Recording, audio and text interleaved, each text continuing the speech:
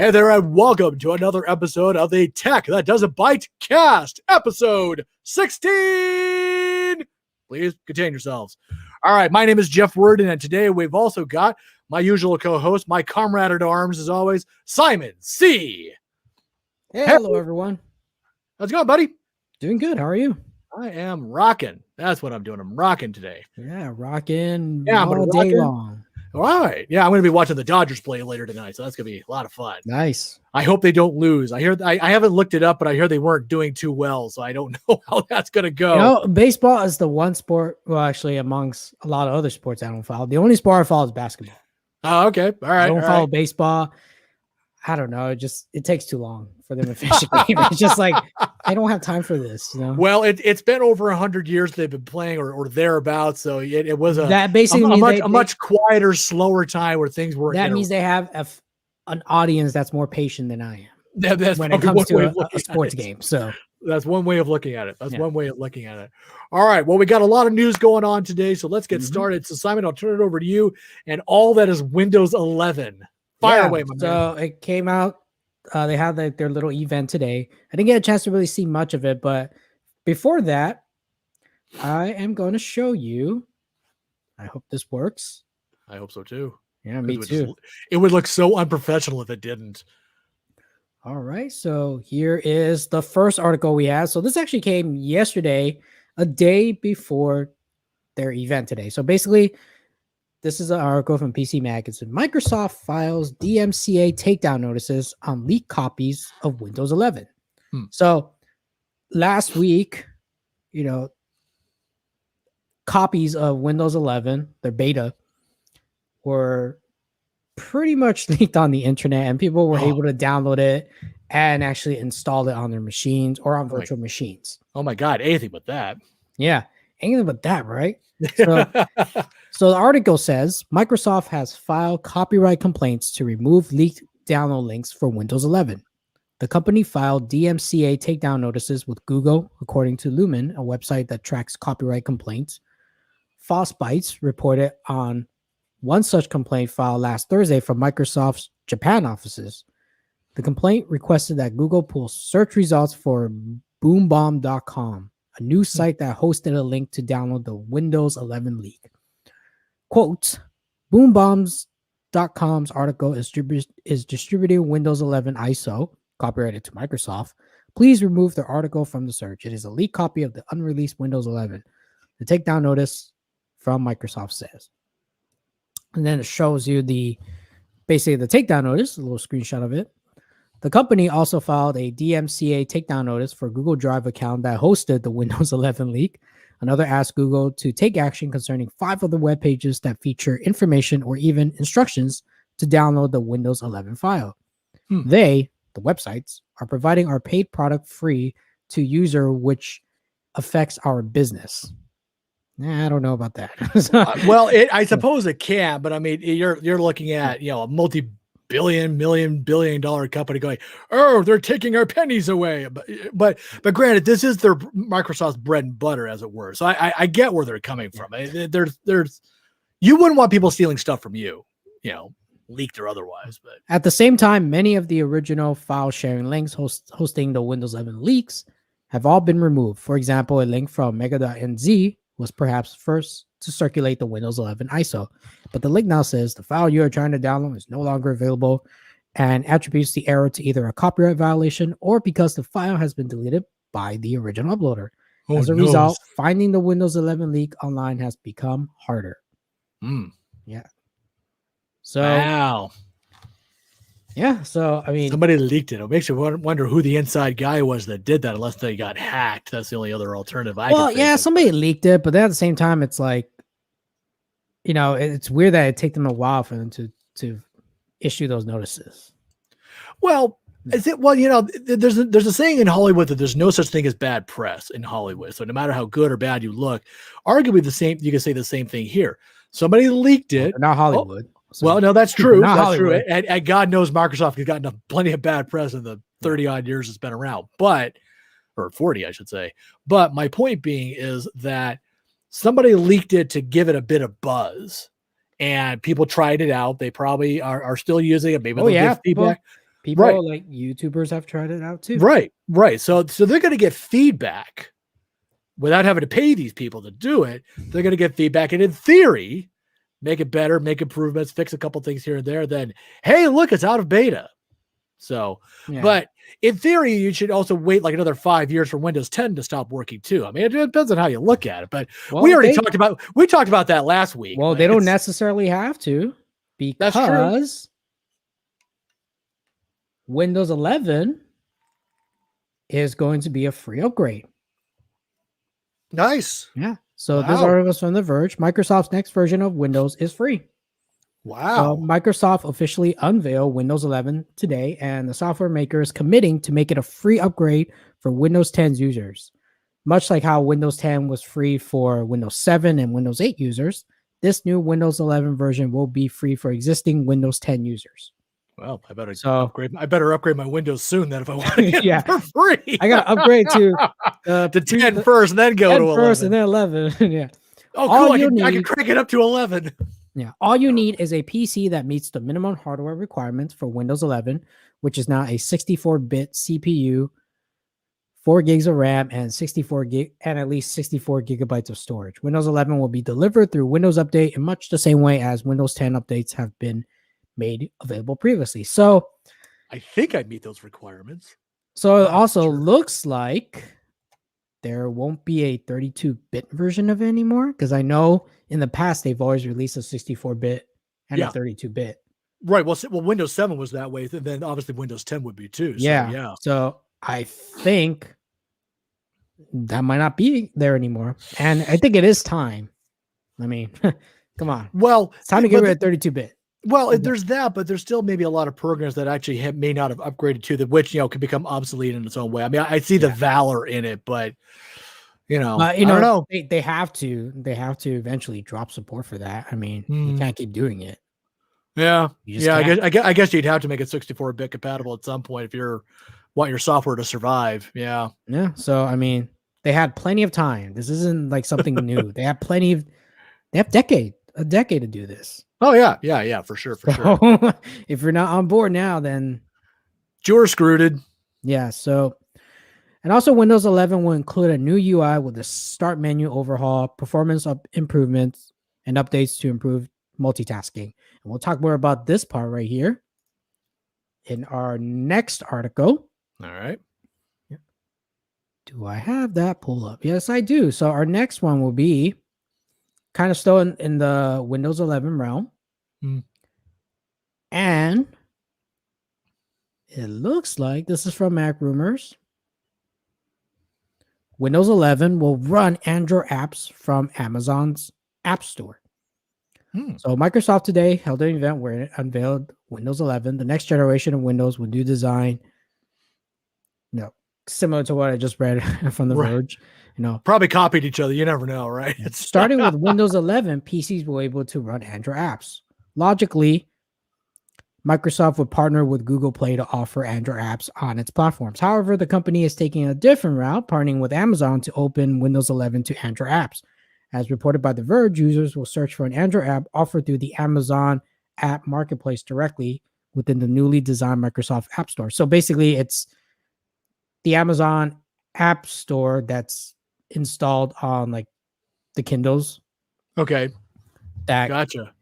That basically allow you to download Android apps that are uploaded to that marketplace, not Google Play by itself.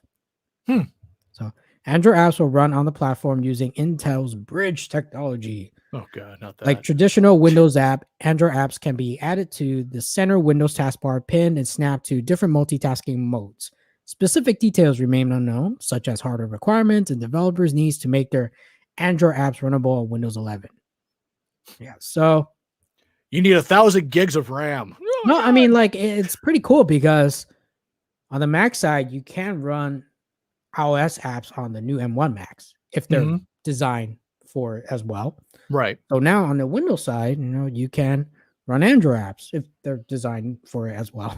So that's pretty cool. I suppose, yeah, that's probably a good next step, if nothing else, with your phone device, obviously mix it with your PC, and they could probably sync with each other and all that happy stuff. So yeah, no, there's something to be said for that. Something to be said about, and I could play Candy Crush on anywhere I go. Wow. I think for you, you're just not thinking big. That's the problem. That must be what it is. I'm just not thinking. I'm not being visionary. No, I am a visionary, kind of like how George Carlin was, but I can only see an hour and a half ahead, and my ideas suck. That's really what it is. So what do you think about these 3 Windows 11 news, Jeff? Well, it sounds really cool. The takedown notice is very cool. Okay. Yeah, right. Well, there's that. No, I'm intrigued by.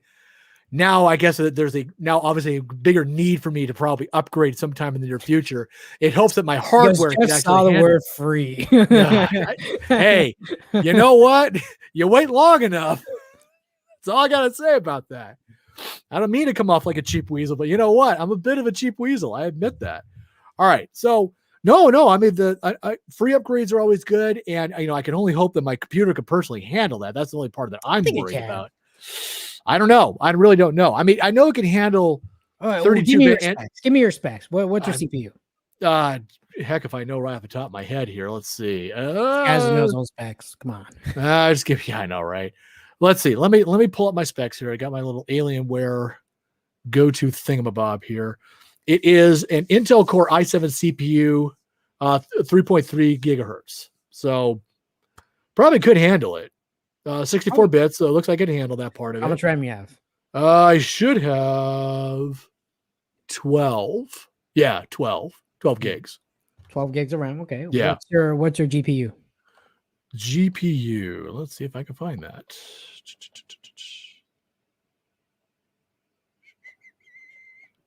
Let's do a field search. Dedicated graphics. What is it? I'm trying to find it. Integrated. Pretty sure it will run. Yeah, I think it will too. I'm just trying to see if I can actually find like a GPU option here, but I'm not finding it readily. So it's still devices, benchmark stuff. Yeah, I know. It's lame. Anyways, when did you make that machine? Oh God, I've had this machine forever. Jesus Christ, I don't even want to talk about how long I've had it for. It's kind of embarrassing. 2010, 2011. Let's go with that. Okay. Yeah, they'll probably run. Yeah. Okay. Let's go with that because I think I got it like sometime after Windows 7 came out. So probably like a year or two after Windows 7 came out.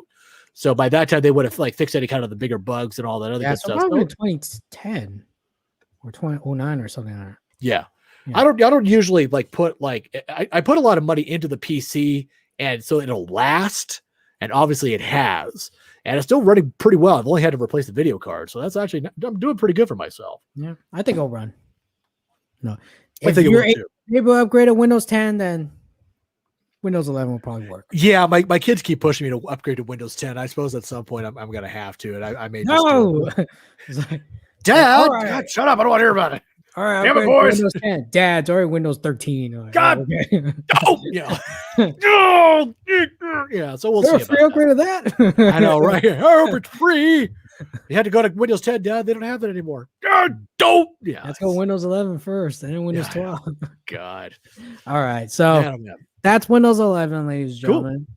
So it looks promising. Cool. Looks really good. Looks promising. I'm kind of intrigued by the app syncing with getting Android apps onto their PC and I assume back and forth. So that'll prove interesting. Yeah, that'll prove interesting. All right. Next story is yours, Jeff. All right. The next stories here have absolutely nothing to do with Windows 11 whatsoever. So that's all Simon here. This actually has to do more with the sort of an application of using social media and its possible implications here. So as you can see here on the screen, the U.S. Supreme Court, in an 8-1 decision on Wednesday, ruled that a Pennsylvania public school violated the free speech / First Amendment rights of a high school cheerleader. Like they had nothing better to do with their time, right? All right, so the cheerleader in question, her name is Brandy Levy, back in 2017 when she was a freshman, was suspended for making a vulgar off-campus tirade on Snapchat. Now, apparently, as I kind of read through the story here, apparently Brandy, despite her best efforts, did not make the varsity cheerleading squad. She was already on the junior varsity cheer squad right at that point in time. So big hashtag first world problems here. So as a result of this, she had gone to a local convenience store with a friend of hers on Saturday, or a following Saturday. She took a picture of herself and her friend holding up middle fingers to the camera and captioned the photo with F school, F softball, F cheer, F everything. And I'll let you figure out what the F stands for. She then shared the photo with some 250 friends on the app itself. So basically in Snapchat, as I understand it, basically you can share pictures, probably sound bites, a little video, I think, and it stays up there for 24 hours, but it only gets shared with people who are friends of yours or who subscribe to you, kind of like Twitter in a manner of speaking. All right. Now, basically, but after 24 hours, it disappears and never is seen again. So what happened after that, though, a student, presumably one of the 250, so somebody betrayed this poor girl, took a screen capture of the photo, showed it to her mom, who in turn sent it to school officials. The school then proceeded to suspend Brandy from cheerleading for a year for violating the team's rules against, quote, foul language and inappropriate gestures, end quote, and, quote, posting any negative information regarding cheerleaders, or coaches placed on the internet, end quote. Now, curiously enough, Brandy's parents sued, backed by the ACLU, okay, the American Civil Liberties Union, backed up with Brandy's parents, sued the school district, and she was allowed to be back on the cheerleading squad. The school district, choosing to double down on their rules, understandably so, appealed the decision to the Third Circuit U.S. Court of Appeals, who sided with the student, noting that the message was made off campus, not on campus, and thus violated her First Amendment rights. Now, it went all the way to the Supreme Court, who in turn sided with the cheerleader as well, because she, quote, transmitted her speech through a personal cell phone to an audience consisting of her private circle of Snapchat friends. These features of her speech, while risking transmission to the school itself, nonetheless diminished the school's interest in punishing Miss Levy's utterance, end quote. It was also noted that Miss Levy did not identify the school or specific people in her social media post, and the Supreme Court said there wasn't any evidence that her Snapchat message substantially disrupted the school. Now, the reason they use the word disruption or disrupted here is a reference to an historic 1969 case, Tinker versus Des Moines, about students not losing their First Right Amendments just because they walk onto school property or onto a campus. However, it was found that educators can suppress on-campus student speech if it causes substantial disruption to the school. It was noted by the ACLU lawyer that if the ruling had gone the other way, it would then, quote, require students to effectively carry the schoolhouse on their backs in terms of speech rights everywhere they go, end quote. So strike one for, big hoopla for free speech and whatnot, being able to say whatever you want when you're not on campus, which is good, I guess. But that last line was kind of interesting by the ACLU lawyer, who said about requiring students to effectively carry the schoolhouse on their back in terms of free speech wherever they go. Now, you may recall, Simon, when we were working at that web hosting company, that if we spoke badly about who we worked for, or that we were always ambassadors to the company we worked for 24/7. I don't know if that was ever kind of I don't want to say imposed. I'm not sure that's the word I would use, but that was impressed upon you.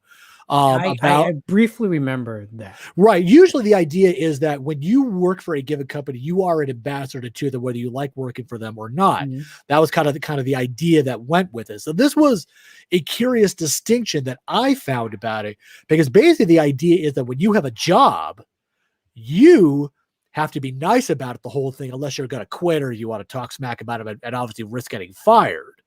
So the idea was that you don't talk smack about your job, or at least in a public forum where somebody might see it and they might bust you for it. And so that was kind of an interesting distinction for me on that point, was that school children don't have to necessarily carry that burden of always being an ambassador to their schools. So I think what I felt that the rules that she had to abide by was, hey, you don't talk smack about cheer, you don't talk smack about schools or the coaches, the educators, and all that good jazz while you are on campus and during school hours, or if you're at a school event. Like if you're a cheerleader, you go up to a football game or to an away game or whatever it is, you don't talk smack about your fellow cheerleaders or your school or whatever. But it basically in the same sense that you don't talk bad about your work. But when it's Saturday, you're off campus, you know what? The sky's the limit. And that was kind of the impression I got about this. That was my takeaway from it. So yeah, I was kind of intrigued by this. That's kind of a big thing to kind of look into when it comes to free speech and the use of social media and whatnot, and being able to express your opinion and so forth. So that was my take on it. I have no opinion about it.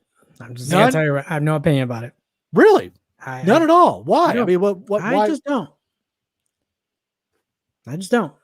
I mean, I'm going to leave it like that. Wow. Okay. All right. So.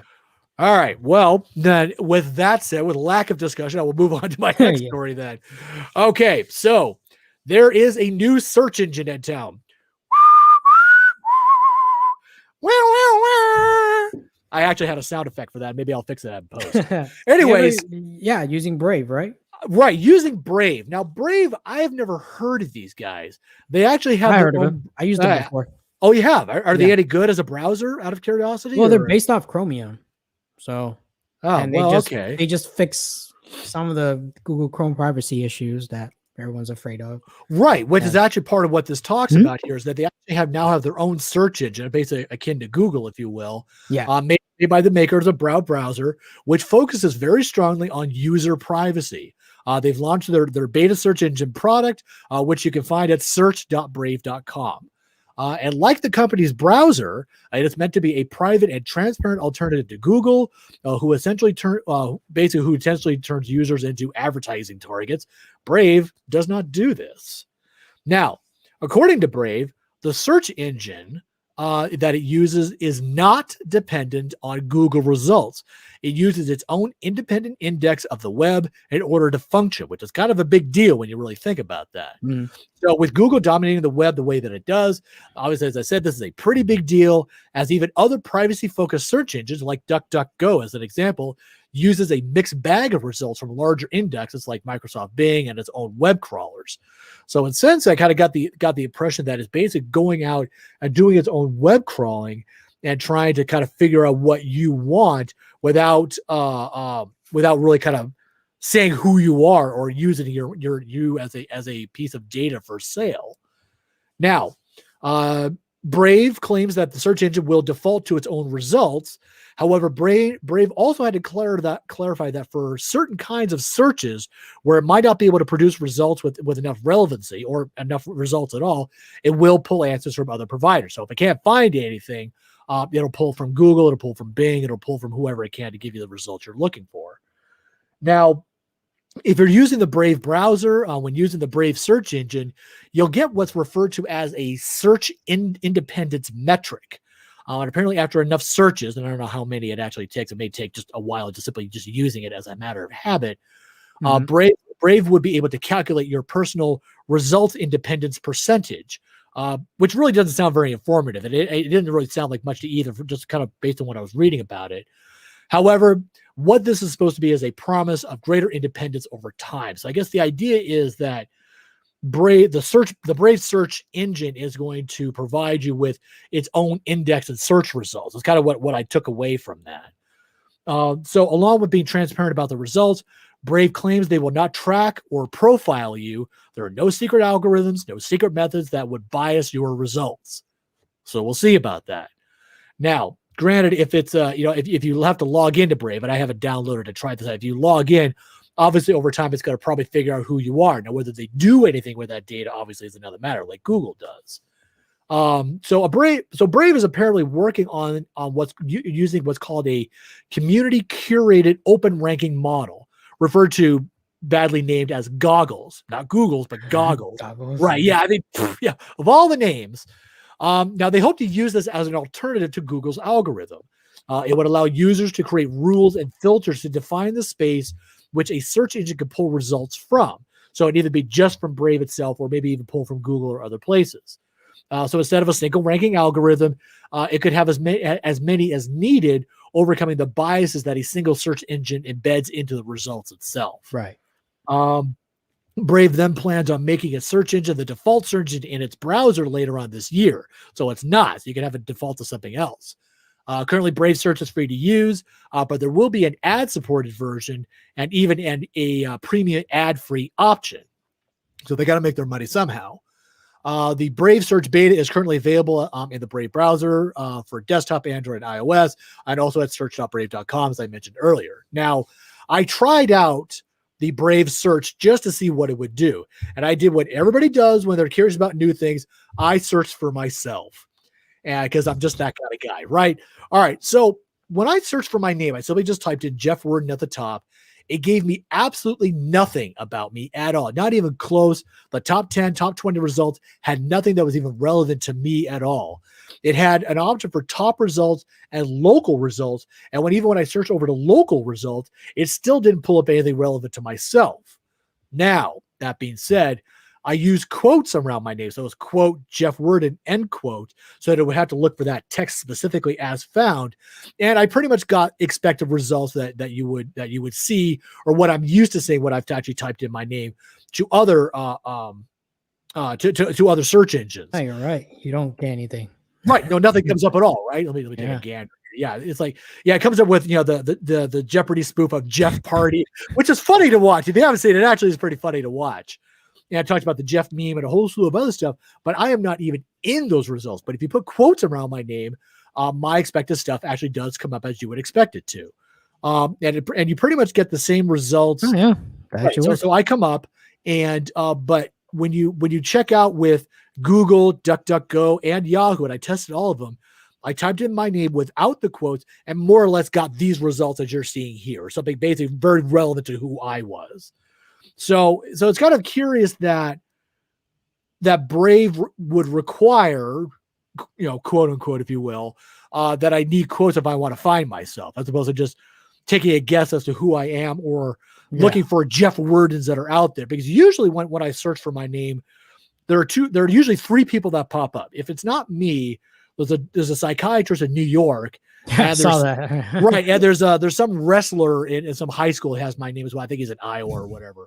Yeah, I know. It's kind of funky, but gotta be your clones. My clone, right? My doppelganger clone. Even though I played water polo, he chose to go into wrestling. Yeah. But yeah, so it was kind of interesting. It seemed to work well. I liked it, but I didn't really toy around with it too much. But I was kind of curious to see what it would do, if it would really be any different than my other browser results, which it was different. It didn't come up with me whatsoever, which I thought was kind of curious, but that's just what it comes up with. And I know, like, my metadata for, like, for my website and my other places has my name in it. So you search for Jeff Word, and there's no reason, at least from an index standpoint, that it wouldn't find that. Right. But if this is new, it obviously needs to re-index stuff, or I shouldn't say re-index. It needs to create new indexes, or indices, it would be the correct word, to come up with the appropriate search results.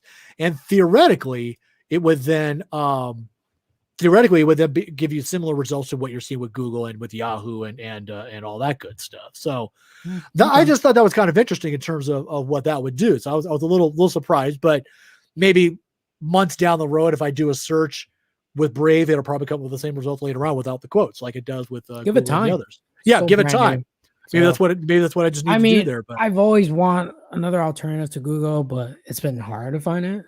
because I guess they're not that well, and the other ones are results aren't that good. So it's like, well, I think it depends on what your needs are, and I think that's really kind of the big defining point is what your needs are for a search engine. I mean, obviously Google is so prolific that it's now a verb. You know, you Google stuff. Google it, right? You Google it. You don't search for stuff on the internet. You Google things because that's what you do. That is now the vernacular. You don't Yahoo stuff. You don't you don't Bing stuff. You don't nobody Bing stuff. That's dumb. But you don't Bing stuff. That's stuff. Yeah, right. Yeah, exactly. So now you got to goggle things. No, but it'll be interesting to see what it comes down the pike. But the flip side is I really wonder if Brave is going to be able to withstand against Google, frankly. You know, I mean, you got all these other browsers. I honestly don't, or search engines, excuse me. I frankly don't know what their market share is or what they offer, or if they're really better or the same or worse, obviously theoretically worse than Google. I mean, obviously they're not getting the traffic. But are they as good or better than Google? But people just don't see it. Or they all have really bad marketing departments that they're just not getting, the impressions, the market share. You know, give it a shot. I think you might like it.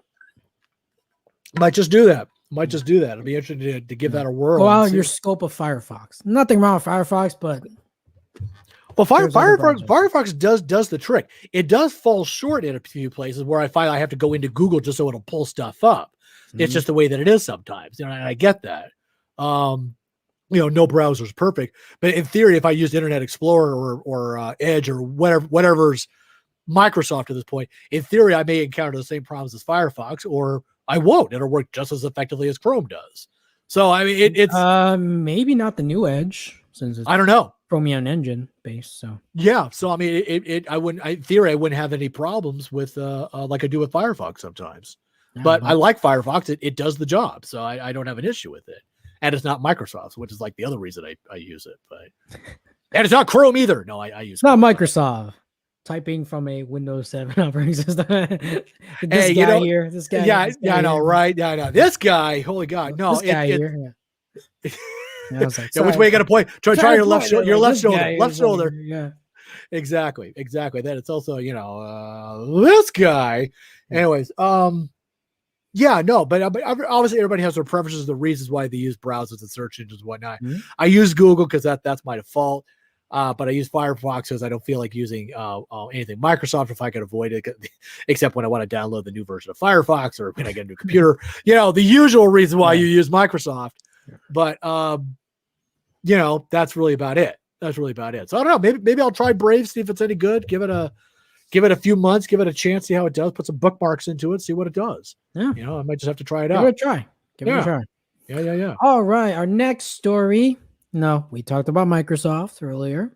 All right. Now we're going to steer to the other parts, which is Apple. I was about to say the other part's unknown. Oh, yeah, those guys. Oh, yeah, these guys. I gotta laugh at this a little bit. So this this article is from Mac Rumors.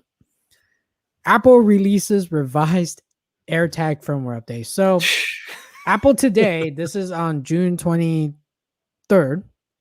Right. Apple today released a new version of the 1.0276 firmware designed for AirTags, which is a revision to the update that was made available in June.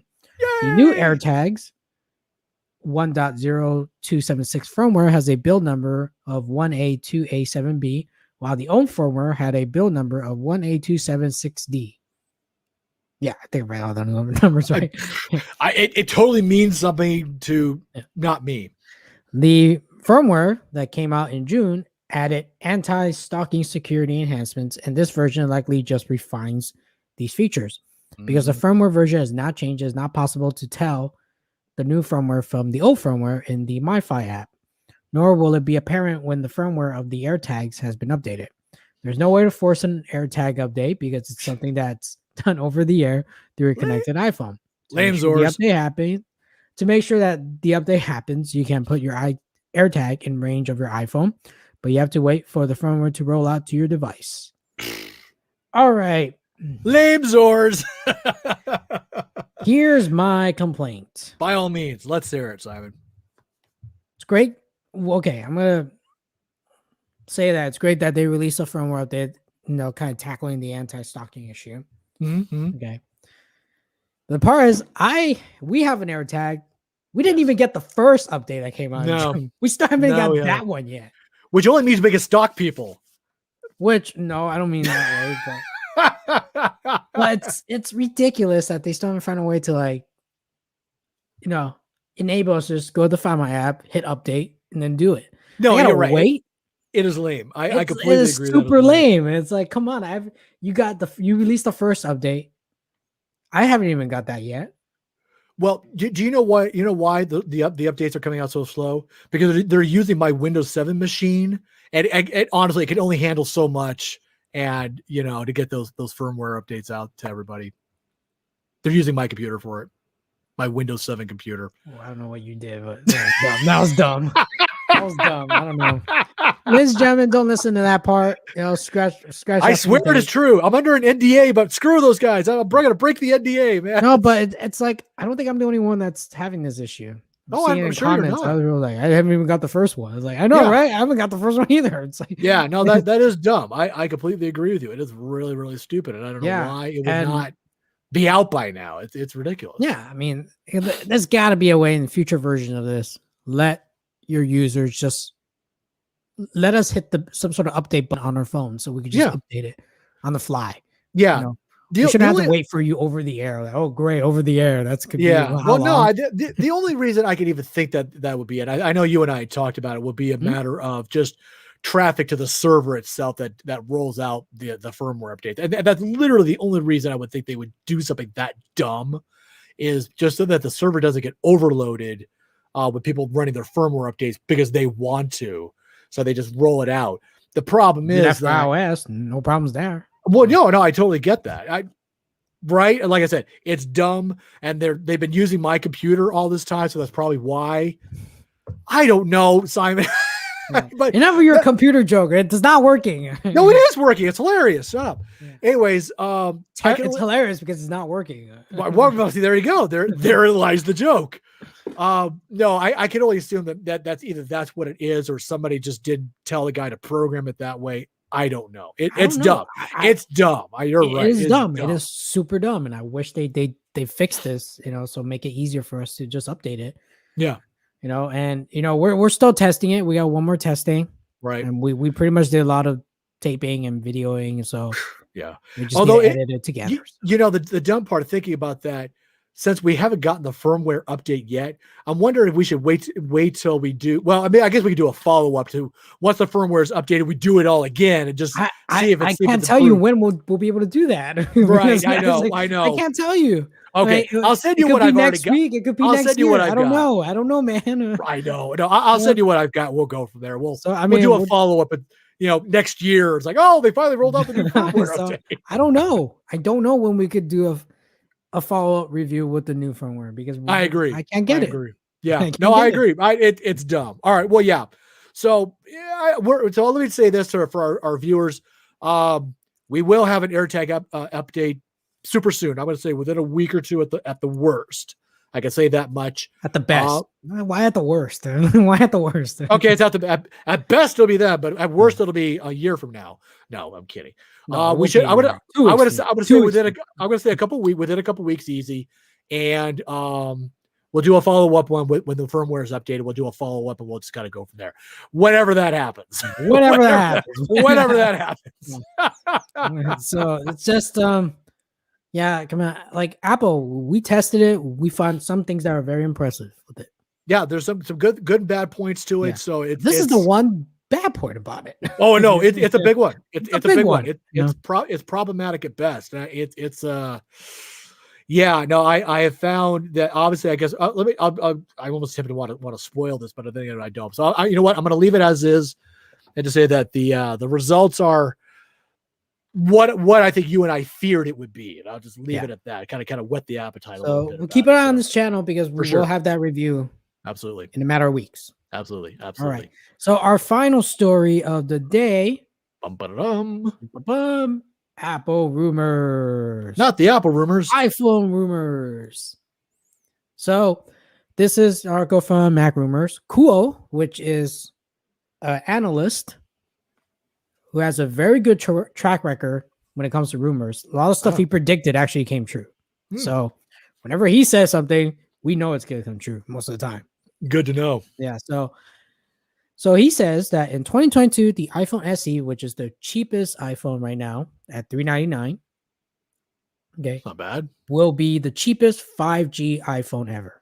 Ooh, okay, that's kind of a big deal. Apple is planning to launch an updated version of in the first half of 2022. This is for the iPhone SE. Right.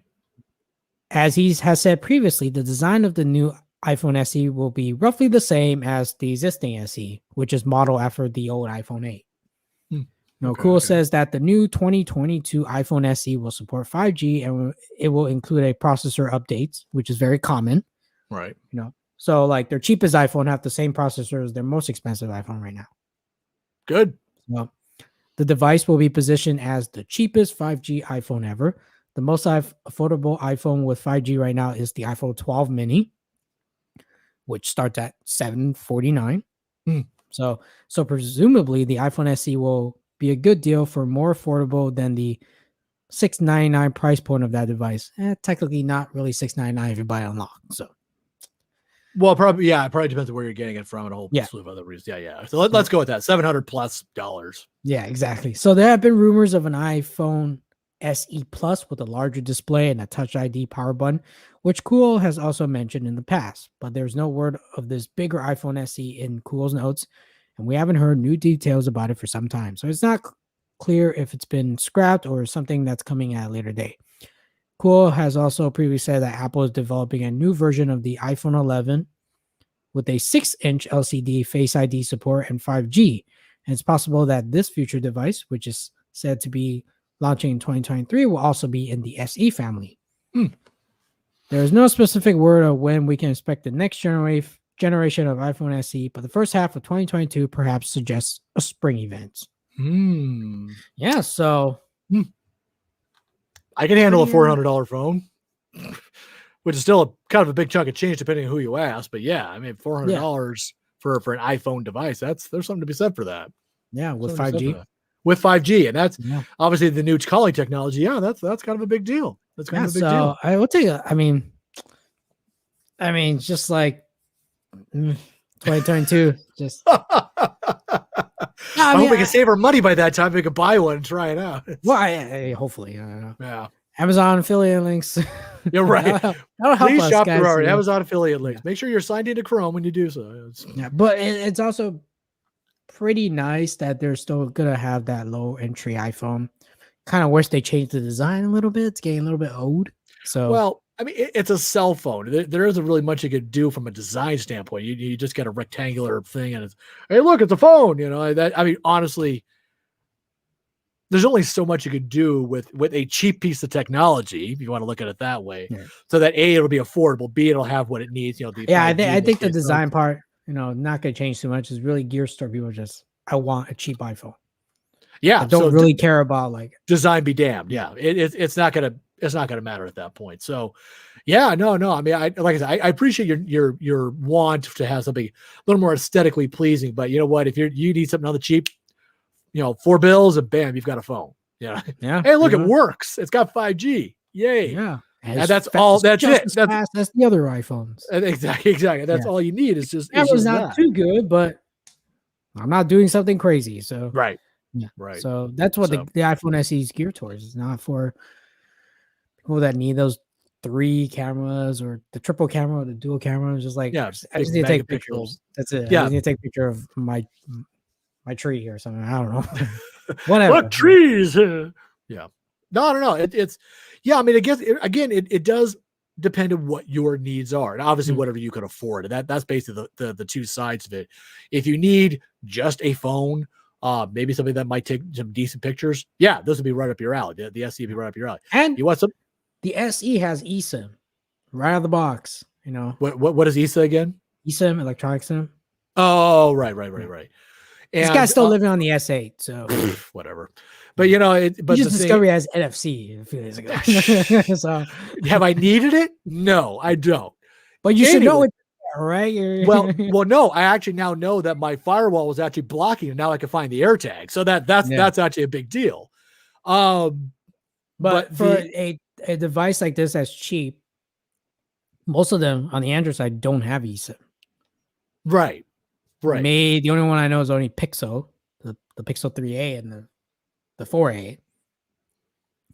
But I talked about this before with Samsung and their eSIM support here in the States. Yeah. So but right there, right off the bat, it just works. You pay presumably $3.99.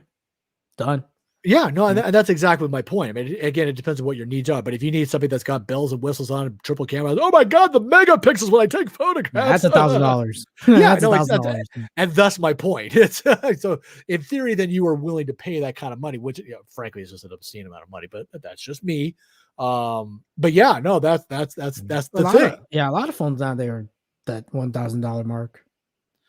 Yeah, because that's what the market will bear. That's the crazy part of the whole thing. So that's what the market will bear. It's like, oh, $1,000 phone, yes, then so those people have screwed the rest of us and having to pay more money for phones. Seriously, it's what the market will bear. It's how capitalism works. So can't do much about it. But yeah, so I don't know. I'm kind of intrigued to see how good the phone is, how it'll stack against other phones as a whole. I mean, obviously, it's going to be lower end performance, if you will, but if it does the job well, I don't know lower end performance because if they're using same processors with their current existing line, because they always do that, even their lower end model had the exact same processor. Right, so. but the thing is, how are they making it so cheap? What is it that is different than say like an iPhone 12 versus this SE? Probably the camera. It's not as good. The cheaper camera. Less cameras. Same design before, so right. Well, okay, less cameras, cheaper, modestly cheaper camera. Maybe it's even a plastic lens versus glass. I mean, whatever about that. Just whatever it is to cut costs. That's really the trick to it. What is the SE missing, or what has been downgraded to make it $400 versus the iPhone 12? Yeah, cameras, mostly right. Cameras. Most likely the cameras. Maybe something else. Maybe it has less RAM, less space. Could be a slew of stuff. Who knows? 3 gigs of RAM in it. Yeah. So who knows? Right. See, and that's my point. So I'll be kind of curious to see like a side-by-side comparison to kind of give a feel for, why or how it's so cheap. That'd be kind of interesting thing to look into to see what the deals are about that. But, well, if they ever release this version, I'll definitely get one. Yeah. There you go. I won't, but go for it. Yeah. I mean, not surprising. You won't even update a Windows 10. So see how you are. See how you are. You won't even update Windows 10. So well, I mean, will you update Windows 11? Who knows? Maybe. Not likely, but we'll see how it goes. See, exactly. So like maybe one day we should have an episode. Will he or will he not update? No, I won't. So. All right. Well, I think that's all we got for today, ladies and gentlemen. Yep. So we'll go ahead and end our show. Thank you for tuning in to another episode of the Tech That Doesn't Byte Cast. I'm Jeff Worden. With me is Simon C. And please like and subscribe to our YouTube channel. Be sure to hit the little notifications button so you know that when we are updating or when we've gone live. And we also have a website, techthatdoesn'tbyte.com. That's BYTE. You learn more about how awesome we are, learn about our tech tips and reviews, and just all the really cool stuff that goes on there. Yeah, thank you for listening to us on your favorite podcasting app. Yep. Feel free to leave a review there. If you want to leave a comment, you can visit the website and leave a comment as well. Right. And if we're not on your favorite podcast service, please let us know. We'd be happy to bully whoever we need to do that. So not bully, we'll do it request. Just for you. Request to be on it. Right. Requests. Big air quotes. He will, but he will bully you, not me. Sure. Let's go with that. Well, ladies and gentlemen, thank you for joining us today. You have a great day. Enjoy your weekend. Bye, everyone.